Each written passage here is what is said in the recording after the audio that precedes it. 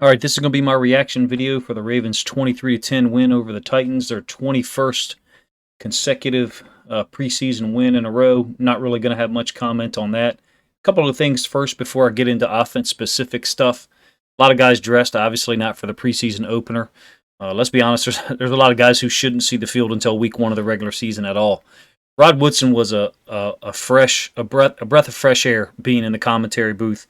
Not that other guys for the Ravens don't do a good job, but to have a player's perspective was awesome. Even his first 2 points were interesting. The first thing he talked about was the diversity of the defense, meaning disguise of coverages on the back end, and he was very specific about that. Even though I didn't think that Mike McDonald showed that a ton tonight, to be honest with you, but he hit the nail on the head with that because it's something that Wink didn't do really at all. And then he kind of let the cat out of the bag on something. I don't know if you guys caught it. He said Marcus Peters will be able to be available to play today if need be. Oh, that's new information for me. But in any case, I'm going to go over some stats. If you were following me tweeting, I'm going to go over some stats that I kept from tonight's game. And I'm a little off here. I think there's 4 or 5 plays I don't have. The first down plays that we ran, 7 runs on the first 7 first downs that we ran. So we were trying to be run heavy on first down. Maybe we're setting things up for later on. But in any case, we were stayed away from the pistol early on. Offense was under center a lot more than I even thought. Maybe it's a Tyler Huntley thing. Maybe it's a preseason thing because I do remember us being under center often with Huntley at quarterback last preseason. And we did run a lot of zone stuff. I don't know if you guys noticed it. I noticed a lot of zone stuff, some toss stretch stuff. I tried to keep track of the concepts, but it was too much. I wasn't ready for prime time. It was too much to try to keep track of, to be honest with you. Down and distance, personnel, all that stuff. Definitely some new formations in there early. The second play was under center play action to the quarterback's right, a hide concept. Classic Shanahan, Titans, 49ers stuff. Interesting, it was to Tylan Wallace, short completion to the right. 7 of the first 9 plays were under center for Huntley. Who knows if that's, again, a thing for Huntley. There was no run lanes at all for Davis and Hill early. None. And we eventually had to punt. But in any case, some of my observations, obviously there's a lot to say about Isaiah Likely and Shamar Bridges. Like, look, Shamar Bridges is on the team, period. Just get that out of the way. He's on the team. He's the backup X. A lot of zone stuff, stretch stuff, which was interesting. Toss stretch, lead zone, which means the fullback is leading the tailback on the zone, which that's kind of unique now to the NFL. Everything is where the tight end is to one side, and then he's crossing the formation in the opposite direction of the running back's flow, and he's either kicking out the D end or slipping out into the flats when the QB keeps it on the boot. Now, we did run that as well. I just talked about that with Tylan Wallace. But most teams don't run the lead zone or the lead stretch, and we do, especially on the tossed. Not much pistol stuff early. I got 1 pistol play in the first half, I believe. First half, I got 9 under center plays. 14 under center plays. And I got 16 shotgun plays and 1 pistol play. So no pistol at all early. Maybe that's a Lamar thing. Likely and Bridges, they're the more physical in terms of our young receiving talent on the one-on-one matchups. I thought those two and Mekhi Polk were playing at a different level than all the other guys. I know Devin Williams didn't get a lot of time. Slade Bolden didn't play. Obviously, Prochet, Duvernay, and Bateman didn't play either. But I thought those 3 stood out with Bridges and Likely being a little more bright, obviously, in terms of the way they shone, making plays downfield. The great catch by Likely over the linebacker, and then Bridges with the 2 jump balls. It's unfair. It's unfair for DBs, really. But I thought Polk did a nice job on some shorter stuff. Of course, he's one of the players I really like a lot, so I don't want to be too biased there. If you disagree and didn't think he was impressive, let me know. Huntley was smooth, efficient. He looked like a guy who'd played the game at a faster speed than everybody else he was dealing with. What was it, 16 of 18, maybe 118, 128, or something like that. The touchdown to Bridges, it was like, those guys know who to go to. We need to see where Bridges is in terms of his ability to do this against anybody. What I mean is, well, he's going to get a chance. Apparently, Prochet's hurt and Wallace is hurt, so they're both dealing with something that's going to keep them out a week, maybe 2. So Bridges and Polk going to get an opportunity. If Slade Bolden's out, who else do we have that's going to be able to in there with our offense and number ones if Prochet's out? So those guys are going to get an opportunity. And it's incredible the talent we got at receiver and tight end. I don't care what you think. If you are downplaying our receiving talent, I'm going to say receiving talent. Bridges and Likely just put on a show. Charlie Kohler ain't played a snap. Makai Polk looks like a guy who can contribute. Slade Bolden didn't play today. We're not even talking about our top three guys. I think there's more receiving talent than a lot of people want to admit. You can disagree with me in the comment section. That's cool too. Bridges and Likely showed that, and to a lesser extent, Polk showed that tonight. Running backs wise, Davis and Hill, there was not much room early for them. But then Davis got going later on that second possession, I believe. I like the toss stuff off the left side. He had a big run off the left side, and Nate McCrary had a big run off the left side later on as well. I think it was when Phillips was at left tackle. But look, Jawan James looked good. Tell me if you agree or disagree. He did a nice job on those toss plays, reaching the defensive end or outside linebacker to that side. He was physical. Then on the QB counter read play that Huntley converted, it was like a 4th and 2 off to the right sideline. James was out there quick James is at left tackle. He pulled all the way to the other side and I think got outside the hash to help Huntley get out there. Huntley already had the first down at that point. I thought Tyree Phillips did a nice job on the touchdown run by Davis. Look, it's a good read by Davis, don't get me wrong, but I think he's reading Phillips. I think Phillips recognizes that the edge is soft and he can go ahead and do we call log block. You don't necessarily see it from the backside guard, but log out to the edge and lead the way. And Davis, it was an easy touchdown run for Davis, who looked good after them first 2 carries when there was just no room there. And there was no room there for Justice Hill on his first couple carries either. Really underrated move by the Ravens staff, if you ask me, letting Phillips get some reps at left tackle. And if you think about it, Linderbaum is out right now, so there's a trickle-down effect there. If Linderbaum is out longer, and something happens to James, we need somebody to play left tackle. It looks like Daniel Falele is the backup right tackle, period, because he played the whole game there, if I remember correct. So Macari goes from the swing tackle to be in the center if Linderbaum is out. Smart play by the Ravens to get Phillips some reps there. I think he played the whole game, and I think Falele played the whole game at right tackle. Phillips obviously moving from left guard to left tackle. Interesting move. McCrary, Justice Hill, Davis all showed some ability. I like the decisiveness they all have. They're clear about what they're doing. McCrary's big run was like an option play to the left side. I have no idea what the edge player did. He was just gone. There was no edge player there. So he just hit it downhill. So there's no reason to hesitate there. But those 3 guys look definitive. On some of the inside zone plays where things were stacked up, there's just nowhere to go. They didn't stop their feet and try to bring it all the way back and then lose 2 yards. That's one of the things about inside zone is it's going to be a 1 or 2 yard gain at worst because you're kind of getting people moving laterally somewhat. I thought those 3 played well when they got their opportunities. Justice Hill, man, looks explosive. Let me know what you think in the comment section. Justice Hill looked nasty. Huntley efficient. How did we get Anthony Brown? Well, let me get to him a little bit later. Huntley was efficient, and look, that QB counter read play, that's like our cheat code. 4th and 2, that's our cheat code. A lot of us knew it was coming. And again, I thought Woodson did a nice job with the commentary. He kind of messed up his explanation of that play a little bit there. He won't mess that up again. I appreciated him being there. He's a great addition. Grade-wise, Likely, Bridges, Huntley, A+. Polk, A-. I mean, there's the attempted one-hand catch, and there's the one in the end zone that, if Makai Polk wants to be a starting receiver in the NFL, he makes one of or both of those catches. Now, that's a high standard, I know, but I think he's got that kind of ability. I think Makai Polk can be a starter in this league eventually. So can Bridges. And look, the one thing about Likely, the 2 holds, he wasn't a good blocker in college. That showed tonight. I didn't think he was, not in my opinion. Not as an inline tight end at the line of scrimmage. He was not a good blocker in college. He just wasn't. But he'll learn it. And let's be real. Mark Andrews isn't either. All right?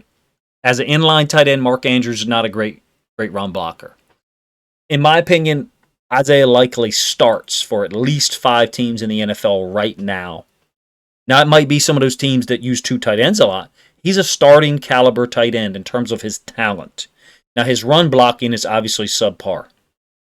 Clearly, it's Polk and Bridges in terms of the 2 guys right now. Receiver, I know people are high on Slade Bolden. He didn't get a chance to play tonight. Bridges is on the team, like I said. Unless something happens, he's on the team. Those 2 play 2 different positions. Bolden plays the slot. Those 3. Bolden plays the slot. Polk plays the Z, and Bridges is the backup X to Bateman, to my knowledge, the way it looks to me. When we go trips, Bridges is generally backside, and Polk is to the trips. The X is the guy who's away from the trips. To me, it's interesting what happens with Tylan Wallace now. He's apparently had a quiet camp. I believe in him. I think he's a really good football player.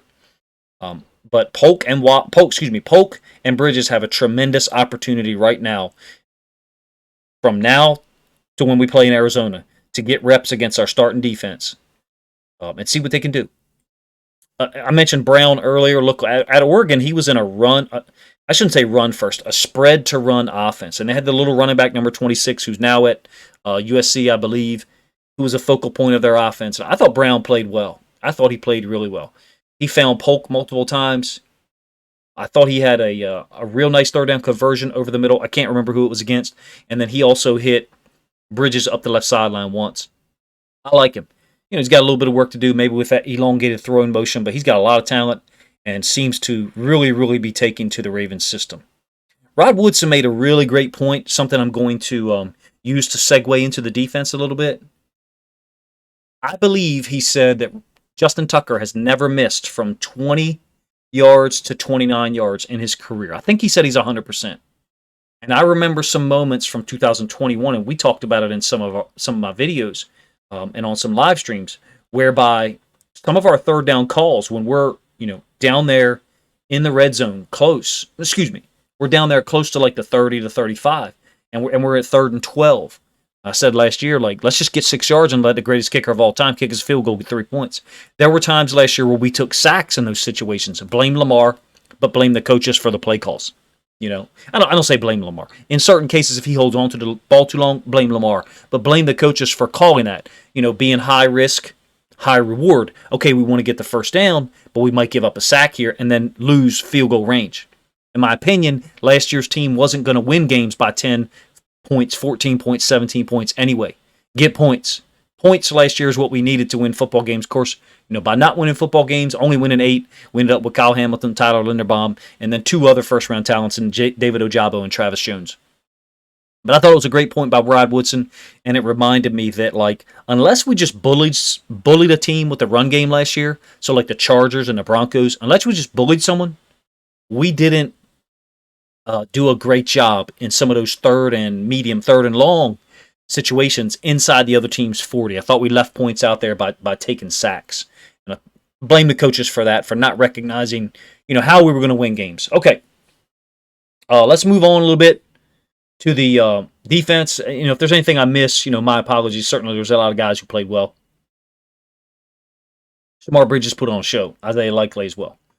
All right, let's talk about some defense stuff. The defense has some trouble on the 4th and 5th possessions. Malik Willis is a handful. I don't know that it might be a year before he becomes a starter, but in that system, and Ryan Tannehill's a great athlete. Look, if you don't know Ryan Tannehill's background, he's a great athlete. Not a good one, a great one. And Malik Willis is an even better athlete. He's going to add an element to that offense. It looked like he can run the show. And what they ask quarterbacks to do kind of protects the quarterback in some ways. I really like Malik Willis. I think he played a really fine game against our defense. I thought they had a bead on us defensively, the 4th and 5th possessions. They screened us on the opening play of the 4th possession. It was late first quarter. And then they started bullying us a little bit with the stretch stuff, weak side. And then all their stuff where the run action was going one way and the tight end, or I call him H-back, was going the opposite direction, and he was either kicking the edge player or going out into the flats. They gave us problems with that concept. Willis just showed off a lot of skills. I know I'm talking about the Titans offense, but man, you got to respect the dude. Put on a show for a rookie, if you ask me. Did he have a great game? I don't know, man. I don't know. He played well. He executed their offense. What do you want? You want him to go out there and do some superhuman shit? He runs the offense. He had a sidearm throw to the tight end out in the flats when there's pressure on him. To me, he broke at least 2 sacks, escaped at least 2 sacks, and then made plays with his feet. I thought a third time he escaped a near sack and then made a play with his arm, but I think it was dropped, but I may be misremembering that. Then he finished their touchdown drive, and he broke Kyle Hamilton's tackle. Kyle Hamilton had an angle on him. Rod Woodson, started to analyze it a little bit and then held back. 7-yard touchdown run, I think, to tie the game at 7. Then they began the 5th. Then the very next possession, They begin with a play action bomb to wide receiver number 13. I forgive me, I don't know his name. It was tough for me to track Titans players' names for real because I was trying to keep up with our names. I mean, like Worley for us, number 41. I thought it was Levine out there for real. But think about those two plays that Willis made consecutively. All right, he finished their fourth possession with a scramble on I think it was a design play to look like a semi-roll to the right and then bring him back to the other side, really isolate somebody out there, and Kyle Hamilton didn't take a good angle. Willis got outside of him, and finished it. So then the very next offensive play, their first play of the fifth possession, they go play action. He throws a perfect ball on a bomb to number 13 downfield. Now, Seymour played it horribly. Maybe there was a deep over route crossing late, but still, it was 30 yards downfield. There's no reason for you to come off that coverage. That was poor. But let's talk about Willis's arm strength is there. His accuracy is there. Titans' scheme is legit. And that stress that Malik Willis puts on the defense, I thought challenged us for a little bit. Let's talk about our guys, though. Thank you if you stayed with it for that long. Hamilton showed what we wanted. He had a fumble recovery on the second possession, I think. Second possession. He did have a missed tackle on Willis that I mentioned. He had a great close that Rod Woodson talked about. I thought there was another time he was in good coverage. A second down play in the second quarter. We did a nice job of showing man free with Hamilton as the middle field free safety. And Geno Stone up on the line of scrimmage to the left, like he was going to play man on the number 2 receiver. And then as Willis starts his cadence, we spin Geno Stone back to middle of the field free safety. Hamilton slides up to guard the slot on the right, and he guards him perfectly, by the way. And then we bring pressure off the right side. Ends up being a sack, I think, by Travis Jones and maybe Dalen Hayes. He split it with somebody. Interior D-line was awesome. But I thought Hamilton showed ability. You guys let me know what you think. The missed tackle's big. We want him to make that tackle. Harrison had some moments, man. He lined up at edge one play. Then later on, apparently he forced the fumble that Hamilton recovered. I thought Urban got some penetration on that play. Travis Jones was balling. Michael Pierce got like 3 reps early, and you could see the difference between Michael Pierce and other guys on the field. Like, that was a mismatch. He was dominant. First or second play of the game, he gets in Willis's face. Willis has to scramble outside. I think maybe Pierce played the very next play, which was a run play, and just swallowed up the left guard along with another D tackle. Our interior line is legit. Urban had some penetration on one play and didn't play much after that. Mack is still there. I'm glad I didn't even know we still had him. He can play. I'm not talking about the guy we drafted, which I think was Dela Mack. I think it's Isaiah Mack, who had 2 sacks against the Bengals last year up in Cincinnati. Stephen Means played solid. Jeremiah Moon looks imposing. He looks like an Odafe Owe clone in terms of size and the way he moves. He had a bad penalty on the quarterback, I know. I generally for defense, I thought that we stayed vanilla. It didn't seem like to me we really showed a lot of special stuff. We got a lot of guys in there. And we were really operating, if you ask me, without a full deck. I mean, Jefferson played a lot. Hamilton played a lot. Geno Stone looked like he was playing at a different speed than I remembered him last year for real. Geno Stone had a tackle for loss, almost had a pick 6 early, then had a pick 6. Then did have an interception on that tip ball. Great play by Josh Ross on that, the inside linebacker from Michigan who played for Mike McDonald last year. He tipped the ball up in the air, and then Geno Stone intercepted it. I think Geno Stone almost had another interception on a deep ball by the number 2 receiver down in the left end zone, going right to left on the TV screen. I thought our coverages were kind of vanilla. We didn't, other than the one disguise coverage that I described, I didn't think we really showed a whole lot. I really like Stephen Means. Odafe Owe made a little cameo in the beginning. He maybe had 2 plays, but they were both away from him. So I don't even know why. I don't need to see Odafe Owe play on the edge. You tell me if you do. Let's let Stephen Means play, see what he's got. Jeremiah Moon, Dalen Hayes.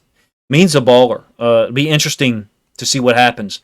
He's strong. I like the Pernell McPhee comparison for Stephen Means, and if you've paid attention to my channel, that's high compliment from me because I think Pernell McPhee was a really good player, very underrated for the Ravens. By my count, the Titans got 12 possessions. and they had their run, fourth and fifth possession. After that, we were able to hold them to a field goal on that fifth possession, even though they got down there close. I think it was a sack that Travis Jones had. He looks legit. He looks as advertised. I didn't see Matabike play at all. Obviously, Calais Campbell didn't play at all. There's so much talent at interior D-line for us. I was very impressed. Every guy that we put in there was having an impact. Now, I do want to say one thing before I close this up. The Titans' offense, just from a scheme standpoint, gives everyone trouble. You're always going to be put in conflict. They have a back like Derrick Henry. He didn't play tonight. They have a great O-line. They're going to have a run concept to one side, and you're going to be you got linebackers and second-level players and D linemen flowing in that direction. And then they got the boot action coming off of it the other way. That is a timeless concept. It's built out of many offensive philosophies, but the wing tee is one of them. I intend to do a video before the regular season starts, showing that the stretch, boot, and then inside zone, and then split zone system is very, very similar to the wing tee with buck sweep to one side and waggle to the other. Waggle is the quarterback keeping and booting out to one side. And then the trap off of it, which is basically the third element to that series. It's series-based offense. In my opinion, the Ravens showed tonight we may be incorporating more elements of that style offense. I saw a lot of under center stuff. I'm excited about that. I don't know that I want to see Lamar play at all in the preseason. I don't know about you. But, I recognize that at some point he probably will play some. It will be interesting if we don't play him at all. And then we come out there in week 1 against the Jets and he's under center a lot. So I do wonder if some of the tendencies we showed was to put it on film out there and then make people, the Jets, and then the Dolphins in week 2 have to wonder. Meaning, like, first 7 first down plays we had, we ran the ball all 7 times. I probably need to phrase that in a better way. We ran the ball on our first 7 first downs. In the comments section, let me know how I can say that better.